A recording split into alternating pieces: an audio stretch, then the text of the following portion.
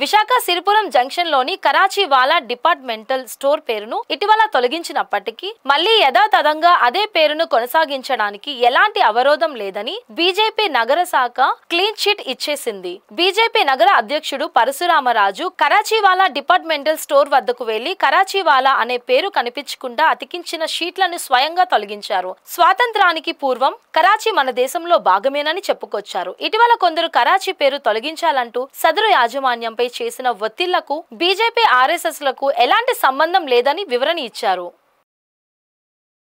అందరికీ నమస్కారం. ఇప్పుడు మనం ఇక్కడ కరాచీ వాలా అనే డిపార్ట్మెంట్ స్టోర్ సిరిపురం దగ్గర రావడం జరిగింది. యాక్చువల్లీ ఏదైతే కరాచీ వాలా పేరు పెట్టుకున్నారో వీళ్ళు సింధూసు బిఫోర్ ఇండిపెండెన్సే విశాఖపట్నం రావటం, అలాగే వన్ టౌన్లో షాప్ పెట్టుకోవటం, 1980 ఆ ప్రాంతంలో ఇక్కడ పెట్టడం జరిగింది. వీళ్ళు నాణ్యమైన సామాను అమ్మడంలో వీళ్ళు విశాఖపట్నంలో ప్రసిద్ధిగాంచిన ఎన్ని డిపార్ట్మెంట్ స్టోర్స్ వచ్చినా వీళ్ళు మాత్రం ఎక్కడ క్వాలిటీ తగ్గకుండా అమ్మే మనుషులు. ఎందుకు ఈ మాట చెబుతున్నానంటే ఈ మధ్య కొంతమంది బీజేపీ ఆర్ఎస్ఎస్ అని చెప్పి ఇక్కడ షాప్ దగ్గరికి వచ్చి కరాచీ వాలా అనే పేరు ఉండకూడదు, ఇది తీసేయాలని చెప్పారు. అది కరెక్ట్ కాదు. ఎందుకంటే వాళ్ళు అప్పుడు పూర్వీకులు వచ్చింది అక్కడి నుంచి కాబట్టి వాళ్ళు ఇక్కడ పెట్టుకోవడం జరిగింది. పేరుకి దానికి సంబంధం లేదు. ఇలా అనుకుంటే గుంటూరులో ఉన్న Jinnah tower, KGH King George hospital అది కూడా తీసేయాలి. కానీ ఇదన్నీ కూడా వీళ్ళు వ్యాపారం చేసుకుంటున్నారు. కరాచీ నుంచి వచ్చారు కాబట్టి వాళ్ళు గుర్తుగా పెట్టుకున్నట్టున్నారు. కరాచీ అనేది కూడా పూర్వం మన హిందూ దేశంలో ఉండేదే.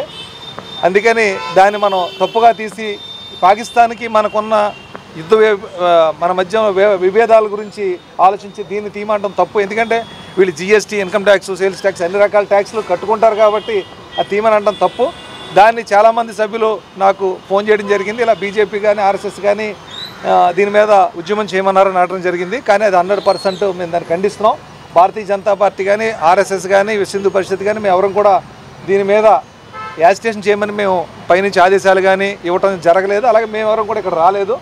సో ఇది 100% తప్పు. వీళ్ళు మనకి బిఫోర్ ఇండిపెండెన్స్ అప్పుడు ఉన్న ఏదైతే పాకిస్తాన్ విడిపోయిందో అప్పుడే వీళ్ళు బయటకు రావడం జరిగింది ఇక్కడికి.